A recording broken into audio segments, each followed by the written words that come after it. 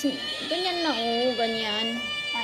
Diyos ko, patit sibuyas. Sige. Tingnan mo yung kamay mo at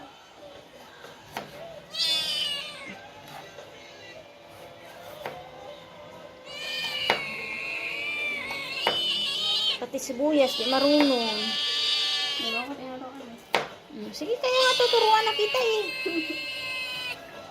Grade 10 ka na. O, yan. Yan na pa isa. Ay, naingay mo, Ming. Mamaya ka na. Kulit mo eh.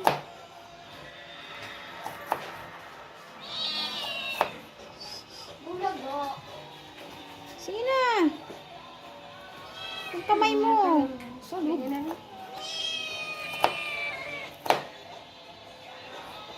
Basta nahiwa lang. Oh. Tara na. Sibuyas, ikaw muna. Ikaw muna, ate. Sus, ikaw yung ate.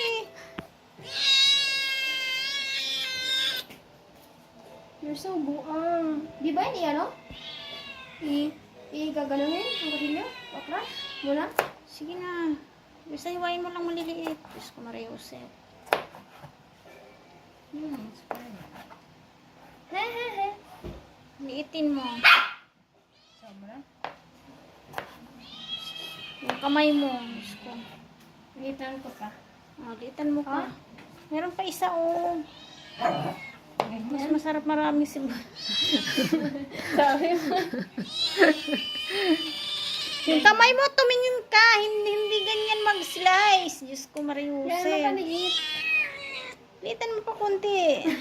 Yung kamay mo. O, yung isa pang malaki. Meron pa dito, oh. Bawang, oh. Bawang ang maingay. Stop. Yan po, oh. Meron pa dito, oh. Oh, tama na yan. Sobrang liit na yan. Parang naglalaro ka ng bahay-bahay.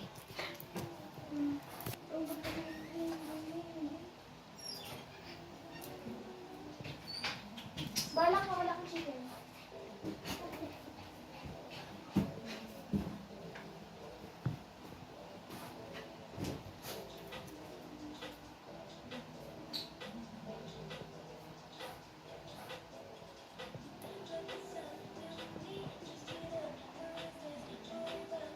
Anuhin mo muna yung dulo, tanggalin mo yung dulo-dulo. O, yung dulo, tanggalin mo para malinis. Kabilang dulo.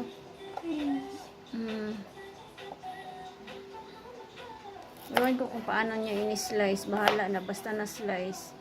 Hindi niya mahal. Hindi naman daw mahalata eh.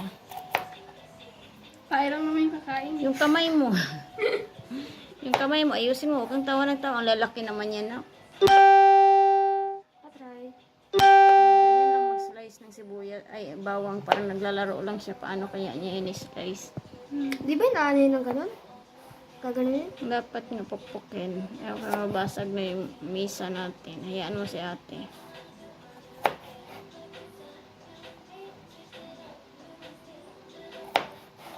Litin mo naman kunti. Lalakay naman.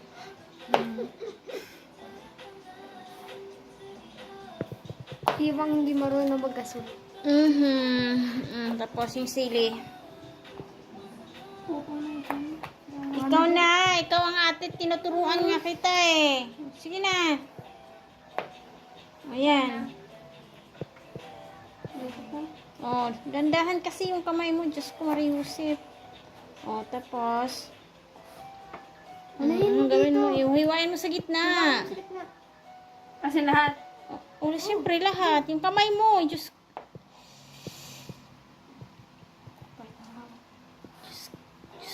Ano ba yan? Parang natutumba ang misa sa'yo. Tanggalin mo O, tanggalin mo yung ano, buto. Dito mo ilagay sa gilid. Hindi ihalo sa ano.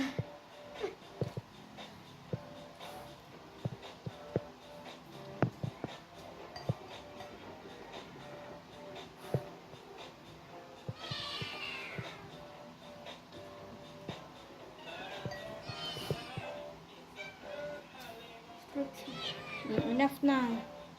Tapos slice mo siya pahaba. Ano ka nakapasok? Ay, bukas pala yung bintana sa kwarto ko, Chip eh.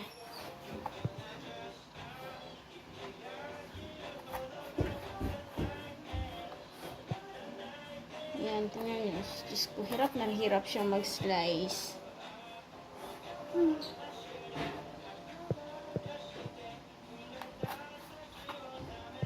Paano kaya ito pag walang mama? Hindi mabubuhay. Marunong mag-slice ng bawang, sibuyas. Oo. Iligpit mo na yung inano mo. Hindi yung iiwan. Iligpit yung ano. Sige, iwan mo na to. Iligpit mo na yung kalat mo.